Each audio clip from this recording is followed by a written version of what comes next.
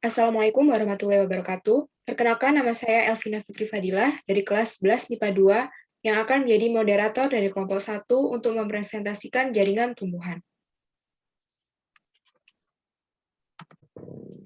Saya Faris Novia, absen 11, akan mempresentasikan jaringan dewasa dan jaringan pelindung. Saya Nismara Celia Azharani, absen 22, akan mempresentasikan jaringan kolenkim, sklerenkim, pengangkut atau vaskuler, dan jaringan sekretory. Perkenalkan, nama saya Maulana Zakian Arif, nomor absen 18 dari kelompok 1. Saya Ruman dari kelompok 1, absen 27. Pada presentasi kali ini, kami akan menjelaskan tentang jaringan pada tumbuhan, organ-organ tumbuhan, dan kultur jaringan. Yang pertama adalah jaringan tumbuhan. Jaringan adalah sekumpulan satu atau lebih jenis sel yang memiliki fungsi dan sifat yang sama. Berdasarkan aktivitas pembelahan sel yang terjadi selama masa pertumbuhan dan perkembangan, jenis jaringan tumbuhan dapat dikelompokkan menjadi dua macam, yaitu jaringan meristem atau jaringan embrional, dan jaringan permanen atau jaringan dewasa. Yang pertama adalah jaringan meristem. Meristem adalah jaringan pada tumbuhan berwujud sekumpulan sel punca yang aktif melakukan pembelahan sel. Jaringan ini mudah ditemukan pada bagian titik tumbuh, batang, maupun akar. Berdasarkan asal terbentuknya, jaringan meristem dikelompokkan menjadi dua macam, yaitu jaringan meristem primer dan meristem sekunder. Yang pertama adalah meristem primer. Meristem primer adalah jaringan meristem pada tumbuhan dewasa yang sel-selnya masih aktif membelah. Pada umumnya, terdapat pada ujung bakar, ujung batang, dan ujung akar. Meristem primer menyebabkan pertumbuhan primer, yaitu pertumbuhan vertikal yang menyebabkan perpanjangan batang dan akar. Meristem ini berasal dari sel-sel inisial yang disebut promeristem. Promeristem adalah jaringan meristem yang sudah ada ketika tumbuhan masih berada dalam fase embrio. Yang kedua adalah meristem sekunder. Meristem sekunder berasal dari sel-sel dewasa yang berubah sifatnya menjadi sel-sel meristematik. Contohnya adalah kambium dan kambium gambus.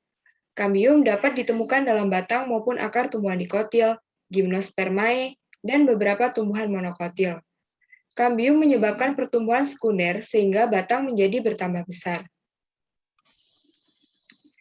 Berdasarkan posisinya pada tubuh tumbuhan, jaringan meristem dapat dibedakan menjadi tiga, yaitu meristem apikal, interkalar, dan lateral. Yang pertama adalah meristem apikal. Meristem apikal adalah jaringan meristem yang terdapat di ujung batang atau pucuk utama, ujung batang atau pucuk lateral, dan juga ujung batang. Meristem apikal menyebabkan pemanjangan batang dan akar yang disebut pertumbuhan primer.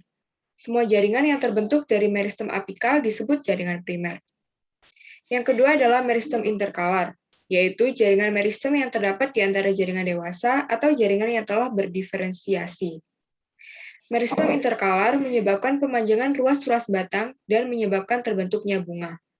Jaringan yang dibentuk oleh meristem interkalar termasuk jaringan primer. Yang terakhir adalah meristem lateral, yaitu jaringan meristem yang letaknya sejajar dengan lingkaran organ tempat dijumpainya. Meristem lateral menyebabkan terjadinya pertumbuhan sekunder pada batang maupun akar, sehingga batang dan akar tersebut akan membesar. Aktivitas meristem lateral akan membentuk jaringan sekunder. Fase yang kedua, ya. Yang kedua, jaringan permanen.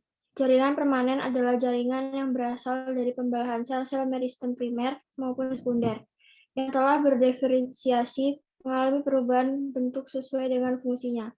Jaringan permanen bersifat non-meristematik atau tidak aktif membelah, tidak tumbuh, dan tidak berkembang lagi. Berdasarkan jumlah tipe sel penyusunnya, jaringan permanen dibedakan menjadi dua macam. Yang pertama, jaringan sederhana, yaitu jaringan homogen yang terdiri atas satu tipe sel. Yang kedua, jaringan kompleks, yaitu jaringan heterogen yang terdiri atas dua tipe sel atau lebih. Selanjutnya, ciri khas jaringan permanen. Yang pertama, tidak ada aktivitas perbanyakan diri. Yang kedua, sel-sel berukuran relatif besar. Yang ketiga, vakuola besar sehingga mengandung sedikit plasma sel. Yang terakhir, mengalami penebalan dinding sesuai dengan fungsinya. Berdasarkan fungsinya, jaringan dewasa dibagi menjadi 4 macam, yaitu jaringan pelindung atau epidermis, jaringan dasar atau parenkim, jaringan penyokong, dan jaringan pengangkut atau vaskuler.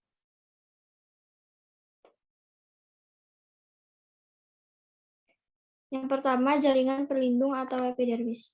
Jaringan epidermis adalah jaringan yang tersusun atas lapisan sel-sel yang menutupi permukaan organ tumbuhan. Jaringan epidermis berfungsi untuk melindungi bagian dalam tumbuhan dari segala pengaruh luar yang merugikan.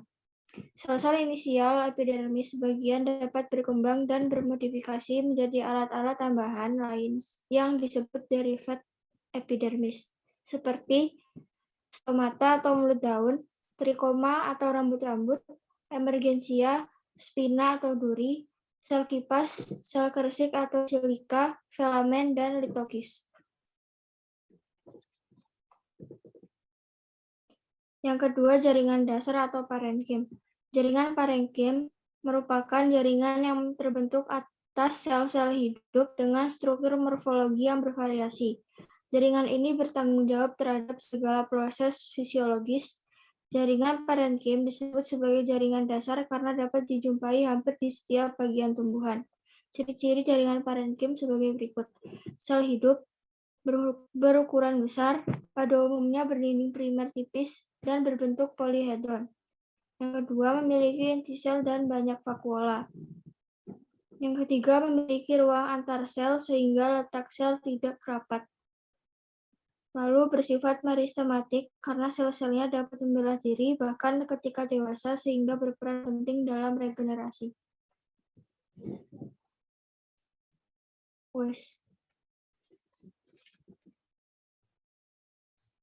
Jaringan penyokong, jaringan penguat pada tumbuhan merupakan jaringan yang memberi kekuatan bagi tumbuhan. Jaringan tersebut berfungsi untuk memberi kekuatan dan melindungi secara mekanik jaringan-jaringan di sekitarnya. Jaringan penguat tumbuhan dibagi atas dua berdasarkan sifat dan bentuknya, yaitu jaringan sklerenchyme. Macam-macam jaringan penyokong berdasarkan bentuk dan sifatnya adalah jaringan kolenchyme dan juga jaringan sklerenchyme. Sekian dari saya. Wassalamualaikum warahmatullahi wabarakatuh. Wis ya, saiki Ruman. Saya tak stop Jaringan kolenchyme. Jaringan kolenchyme adalah jaringan hidup sebagai penyokong dalam organel muda. Bentuknya prisma pendek atau bulat memanjang. Bersifat plastis dan tersusun atas sel-sel hidup dengan protoplasma yang aktif, serta sel kolenchyme dapat mengandung kloroplas. Dapat ditemukan pada batang, daun, serta pada bagian bunga dan buah. Biasanya kolenchyme terdapat langsung di bawah epidermis. Menurut penebalan dinding, kolenchyme dibedakan menjadi 3 jenis, yaitu kolenchyme sudut, kolenchyme papan, dan kolenchyme lakuner. Jaringan sklerenchyme. Jaringan sklerenchyme merupakan jaringan mekanik yang hanya terdapat pada organ tumbuhan yang tidak mengadakan pertumbuhan dan perkembangan atau organ tumbuhan yang telah tetap. Sklerenchyme berfungsi untuk menghadapi segala tekanan sehingga dapat melindungi jaringan-jaringan yang lebih lemah. Jaringan pengangkut atau jaringan vaskuler. Jaringan pengangkut adalah jaringan pada tumbuhan tingkat tinggi yang berfungsi mengangkut air dan garam-garam mineral serta zat makanan hasil fotosintesis. Jaringan pengangkut pada tumbuhan adalah xilem dan phloem. Xilem berfungsi mengangkut air dan garam-garam mineral dari akar menuju ke daun. Xilem merupakan jaringan yang kompleks karena tersusun dari berbagai macam bentuk sel. Sel-selnya telah mati, berdinding tebal, dan mengandung zat lignin. Komponen-komponen pembentuk xilem yaitu unsur trakeal, serat xilem, dan parenkim xilem. Phloem berfungsi mengangkut dan mendistribusikan zat makanan hasil fotosintesis dari daun ke seluruh bagian tumbuhan. Phloem tersusun dari sel-sel yang hidup dan mati. Komponen-komponen pembentuk phloem yaitu unsur trapis, sel penggiring atau sel tetangga, serat floem, parenkim floem, dan albumin.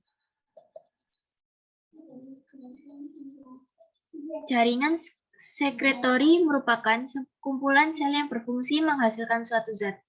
Pada tumbuhan, terdapat beberapa macam jaringan sekretori. Yang pertama yaitu saluran getah. Saluran getah yaitu kumpulan sel yang berisi cairan lateks yang mengandung garam dan asam-asam organik. Yang kedua adalah sel-sel resin dan minyak. Sel-sel yang mengandung resin, damar, serta minyak eteris. Yang ketiga adalah sel-sel lender. Merupakan sel hidup, inti sel berbentuk seperti benang dan memiliki lender yang dihasilkan oleh dinding sel. Yang keempat adalah sel-sel penyamak, yaitu berada dalam kelompok atau sel tunggal dan menghasilkan zat penyamak.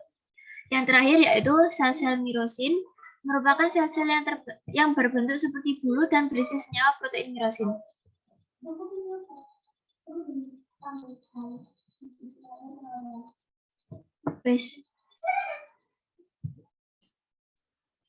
Organ-organ pada tumbuhan ada 5, yaitu yang pertama akar. Akar adalah bagian pokok tumbuhan yang biasanya tumbuh di bawah permukaan, yaitu di dalam tanah. Dari dalam tanah inilah akar bisa memperkokoh tumbuhan yang semakin tumbuh menjulang ke atas batang. Yang kedua ada daun. Daun adalah salah satu organ tumbuhan yang tumbuh dan menempel pada batang. Bentuknya tipis, lebar, dan biasanya berwarna hijau. Daun punya peran penting bagi tumbuhan, yaitu sebagai tempat di mana proses fotosintesis. Batang adalah sumbu tumbuh. Yang ketiga ada batang. Batang adalah sumbu tumbuhan yang menopang daun, bunga, dan buah. Bentuk batang seperti silinder, yaitu panjang dan bulat. Batang akan tumbuh tinggi ke atas supaya bisa mendapatkan cahaya matahari dan udara yang cukup. Yang keempat ada bunga. Bunga atau kembang adalah alat reproduksi seksual pada tumbuhan berbunga. Pada bunga terdapat organ reproduksi yaitu benang sari dan putik. Bunga dapat muncul secara tunggal maupun bersama-sama dalam satu rangkaian. Yang terakhir ada buah. Buah adalah hasil reproduksi antara putik dan serbuk sari pada tumbuhan. Buah termasuk organ pada tumbuhan berbunga yang merupakan perkembangan lanjutan dari bakal buah.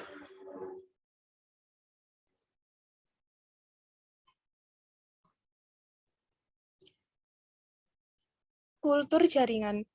Totipotensi yaitu kemampuan setiap sel tumbuhan untuk tumbuh menjadi individu baru yang sempurna. Teknik ini dikenal dengan kultur jaringan. Kultur jaringan adalah teknik perbanyakan tanaman dengan cara mengisolasi bagian tanaman, kemudian menumbuhkannya pada media buatan. Jenis-jenis kultur jaringan ada meristem kultur menggunakan eksplan dari jaringan muda atau meristem. Ada polen menggunakan eksplan dari serbuk sari atau benang sari. Ada protoplas kultur menggunakan eksplan dari protoplasma. Ada klosoplas kultur menggunakan eksplan kloroplas. Somatikros penyilangan dua macam protoplasma menjadi satu.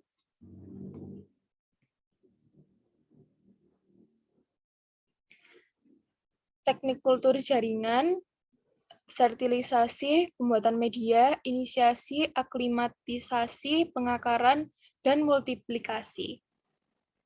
Sekian dari kami kelompok 1. Terima kasih atas perhatiannya. Kurang lebihnya mohon maaf. Wassalamualaikum warahmatullahi wabarakatuh.